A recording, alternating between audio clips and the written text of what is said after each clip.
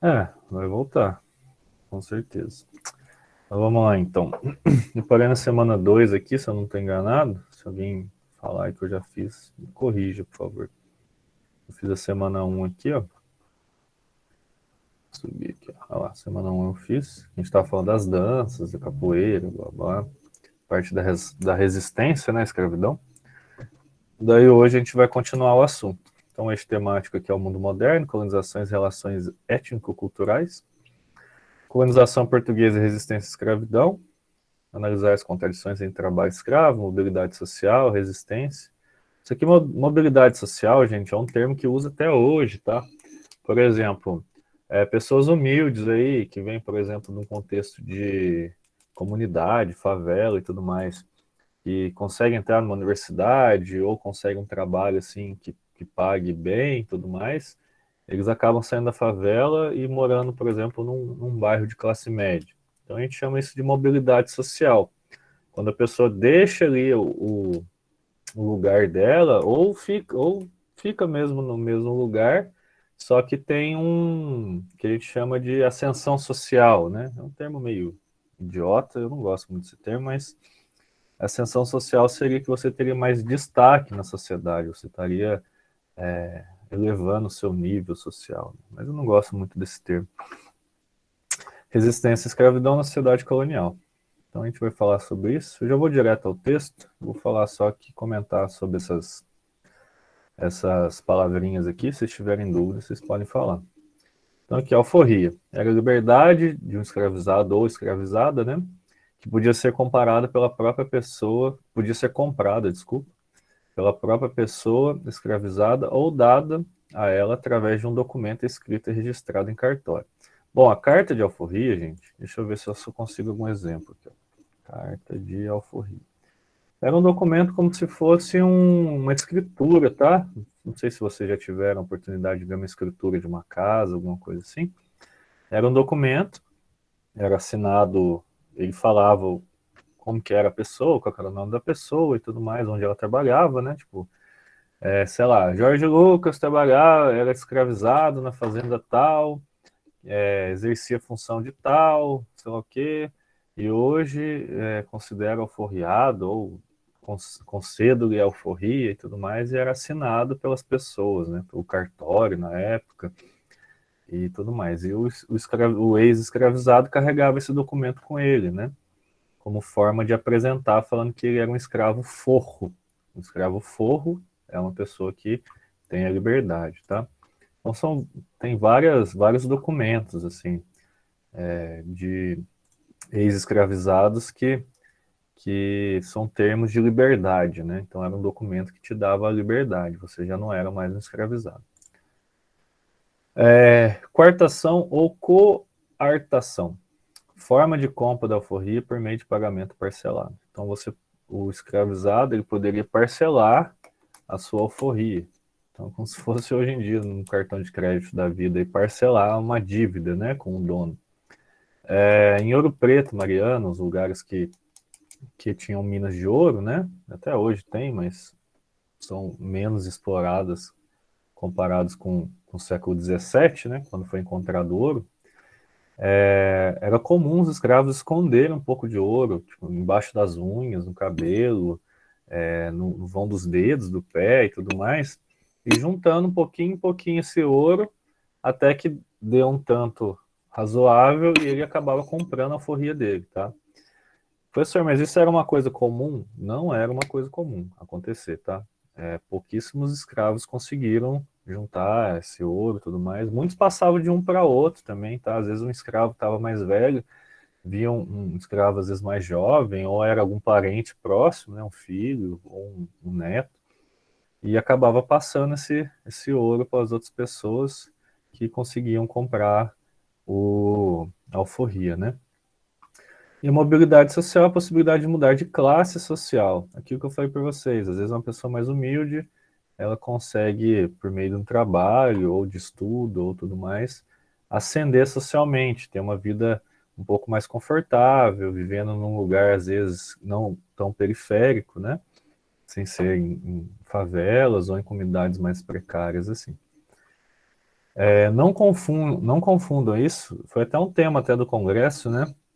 De essa mudança, mobilidade social, de você mudar, por exemplo, do interior, de um sítio, de uma fazenda, um pedacinho de terra ali na zona rural para a cidade. Isso aí não é mobilidade social. Tanto é que hoje em dia tem vários estudos aí que a galera está tentando incentivar os jovens, né, como vocês, a continuarem a vida no campo, continuarem a vida no interior. Porque é importante, né, tanto a parte cultural da sociedade interiorana, né, são as festas, o convívio entre as pessoas lá da agricultura familiar e tudo mais, e também a produção de alimentos. Então, hoje em dia, é pensado o jovem ou as famílias mesmo que moram no contexto de campo, não necessariamente elas têm um conhecimento que eu posso falar precário, ou elas vivem uma vida muito humilde. Muito pelo contrário, são pessoas que têm uma qualidade de vida muitas vezes superior às pessoas que vivem nas cidades. Esse contexto do campo que a gente fala, né, principalmente na questão de classe social, né, não tem muito sentido, né, a pessoa mudar de localidade e falar que ela ascendeu socialmente. Às vezes a vida que ela leva na cidade é muito menos confortável que a vida que ela vivia no campo, né? E querendo ou não, hoje a gente por exemplo, consegue colocar internet, a energia elétrica já chega à maior parte das comunidades rurais e tudo mais. Então, esse conceito de comunidade rural ser atrasada em relação às cidades já é um conceito bem ultrapassado, tá? Então aqui tem alguns filmes, né? Eu até seria bacana se eu tivesse passado para vocês, que no caso aqui é o Chico Reia. Para quem não conhece a história dele, foi o filme conta a vida de Kalanga, rei do Congo, que no século XVIII foi aprisionado e posteriormente escravizado.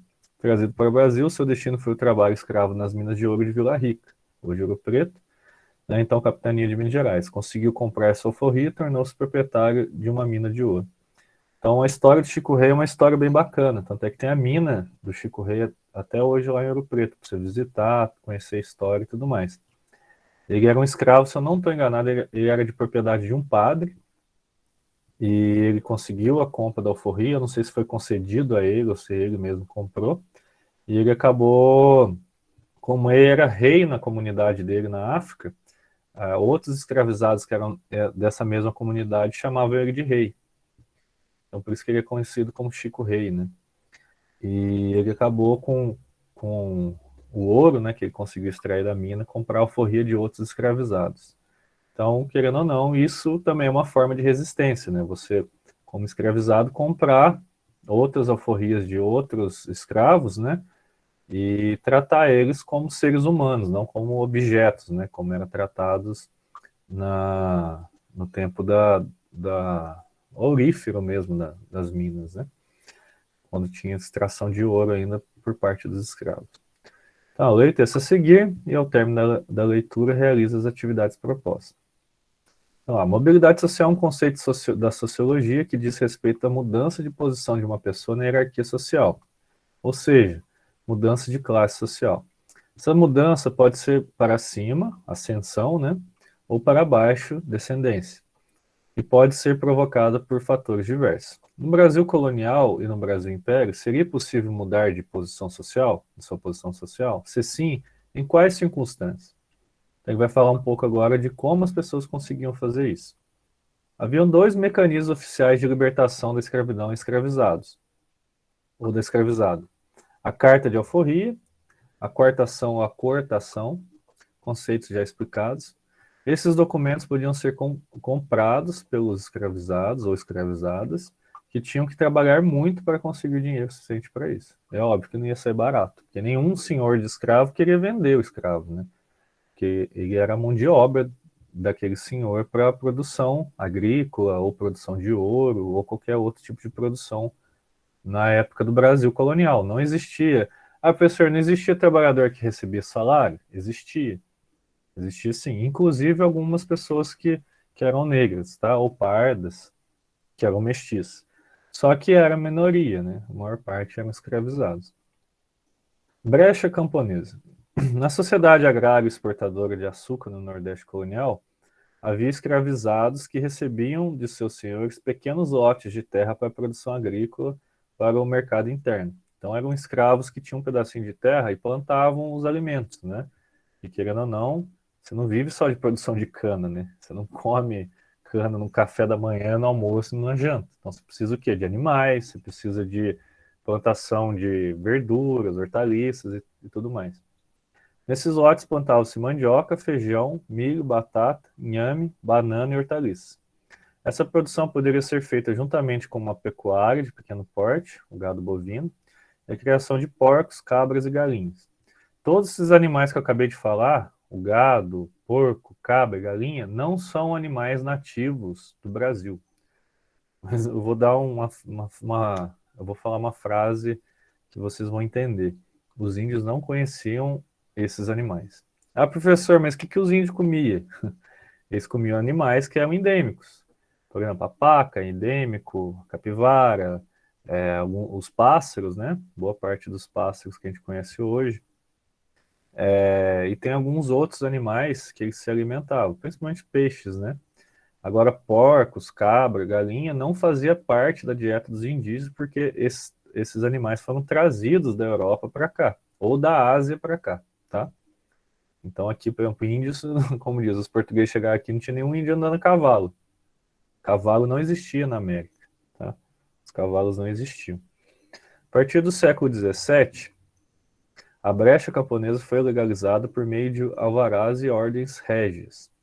Essas normas legais permitiam que os escravizados tivessem um dia livre de trabalho dos engenhos para poderem trabalhar nesses lotes. Podiam também alugar ou doar esses lotes de maneira informal. Então, os escravizados recebiam esse pedacinho de terra para cultivar o alimento. E, normalmente, parte dessa produção, obviamente, ia para os seus donos, né? Os donos lá do engenho. Então, aqui, ó. A brecha camponesa era uma vantagem para os senhores, pois minimizava os custos de manutenção, como os escravizados, que por sua vez adquiriam recursos materiais para a compra de roupas, tabaco, bebida e para juntar dinheiro para adquirir a forria, ou as suas, né, ou de familiares. Fuga e posterior exploração de ouro e de diamantes em locais escondidos.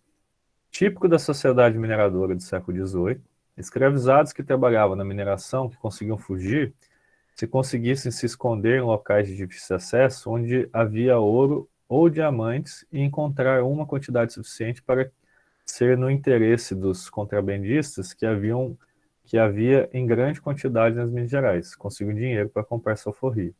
Então esses escravizados juntavam esses pedacinhos de ouro, às vezes pedras preciosas e tudo mais, e vendiam para esses contrabandistas, né, que eram pessoas assim que comercializava o ouro ilegal, digamos, no país. Porque o ouro, para ser legalizado, ele teria que ter o selo da coroa portuguesa. Quer ver? Ouro marcado. Deixa eu ver, não é ouro marcado. Aqui. Ouro, Casa dos Contos. Pior que eu não vou achar um lingotezinho de ouro. Ah, mas dá pra ver. Isso aqui é um museu lá em Ouro Preto, tá? É onde era fundido o ouro, né? Eles transformavam em barrinhas, em lingotes, e colocava o selo do Império Português. Daí com esse ouro você podia vender, comprar as coisas, comprar uma casa, comprar um lote, escravo e tudo mais. Agora, se o ouro não tivesse marcado, ele teoricamente é um ouro que não pagou imposto. Então ele era ilegal, tá? Então aqui, ó, tem uns bonequinhos aqui que fazem referência a como que era o trabalho, tá? Então aqui tá o rapaz cunhando a moeda, tá vendo? O que é cunhar a moeda? Você pegar e bater nela para marcar ela com alguma escritura, como se fosse uma moeda hoje em dia, tá? Que tem marcado lá o valor e tudo mais. A pessoa colocava lá a moeda aqui e batia com o martelo. Daí era como se fosse um carimbo, tá? Daí carimbava o selo real. Daí esse ouro poderia ser usado como moeda. Daí aqui atrás, ó, tinha alguns utensílios que eles usavam para fazer os lingotes que eu falei para vocês, tipo as barrinhas de ouro. Então eles derretiam o ouro na fornalha com esses potinhos aqui, ó, que chama cadinho. Cadinho? Eu esqueci o nome desse negócio. Tem um nome, esses potinhos. Eles derretiam o ouro na fornalha e derramavam o ouro nessas formas, né? Assim que o ouro endurecia, ele ia lá e marcava, tá? E era cobrado um quinto. Então, 20% daquilo que você produziu de ouro era o imposto que você pagava, tá? Então, sei lá, você tinha lá 100 gramas de ouro, você recebia uma barrinha com 80 gramas, tá? E 20 gramas ia para Portugal, como forma de imposto. Além da compra da alforria, no Brasil colônia e no Brasil império, muitas vezes a alforria era dada pelo senhor à sua escravizada, que passava a viver com ele com ele e que com ele tinha filhos. Nossa senhora, mas aqui, olha, depois o professor reclama que vocês ficam repetindo o quê, ó. Olha lá, um quê, por que aqui, ó, na mesma frase. Nossa senhora, texto horrível. Então ele tá falando o quê? Que às vezes ele dava alforria para alguma escrava que ele tinha filhos. Então era comum, assim, as escravizadas terem filhos dos senhores, tá? E obviamente era às vezes forçado, a mulher era estuprada, então escravizado na época era tratado literalmente como objeto. Se nascessem de mãe que não tivesse sido alforriado, não nasciam livres, mas a alforria podia ser dada a eles pelo pai em qualquer momento de suas vidas. Os escravizados alforriados são chamados de libertos ou forros e eram um número bem maior na sociedade mineradora do que em sociedades açucareiras, porque a sociedade mineradora foi eminentemente urbana, ao contrário da açucareira, que era rural. Nos meios urbanos existia uma variedade de funções de trabalhos bem maior do que nas áreas rurais. Então, por exemplo, o escravo que se inseria no meio urbano, né, o escravo urbano, ele trabalhava muitas vezes em minas de ouro, né, porque Ouro Preto as minas de ouro ficavam ao redor. E o que acontecia era o seguinte, quando ele era alforriado, ele procurava emprego. Então tinha alguns que trabalhavam em cartórios, então eles copiavam documentos, porque na época obviamente não existia impressora, né? Então se alguém quisesse uma cópia de um documento, tinha que ir lá no cartório e falar, quero a cópia de escritura dessa casa. Era um escravo que pegava o documento e copiava, transcrevia ele todo, certo? Às vezes eram, sei lá, 50 páginas, 100 páginas, ele escrevia tudo à mão. Então, outros escravos vendiam quitutes nas ruas, né? Aquelas, por exemplo, as baianas em Salvador, que vende cocada, vende alguns docinhos e tudo mais, é um resquício dessa época. São mulheres que, obviamente, descendem, né, de mulheres e homens que eram escravos, e até hoje elas têm barraquinhas ou têm lá o tabuleiro, né, que seria uma forma grande, que ela vende esses quitutes, tá? Quem nunca viu aí, ó, baianas vendendo quitutes. O próprio acarajé também, que é uma comida típica, né? Aí, ó. Elas vendendo acarajé. Na Bahia isso é bem comum, tá? As mulheres montam uma tendazinha e vendem acarajé na rua. Outras vendem doces também, tá? Então é bem comum isso lá. E é uma característica de sociedades urbanas, tá? Agora, no meio rural não existia tanto isso, assim como o autor mencionou lá no texto, né? Então é mais as baianas vendendo os quitutes, doces, temperos também, hortaliças, produção rural também. Elas vendiam nas ruas, tá? Para as pessoas que queriam comer ali como se fosse hoje em dia, você pedia uma lojinha, na época, obviamente que não existia essas lanchonetes que vende salgado, essas coisas, então era uma comida rápida na época, né? Que as pessoas às vezes estavam com pressa e acabavam comendo a comida dessas pessoas que, ex-escravizados, né, que vendiam a comida na rua. Vocês conseguiram entender o texto? Acharam difícil? Entenderam como funcionava o processo também como fala? Ele fala aqui de mobilidade social. Deu para entender? Foi muito rápido? Não sei. Vocês têm que me falar. E aí? Eu vou ficar só nesse texto, porque senão eu vou entrar na aula de outro professor, né? Vou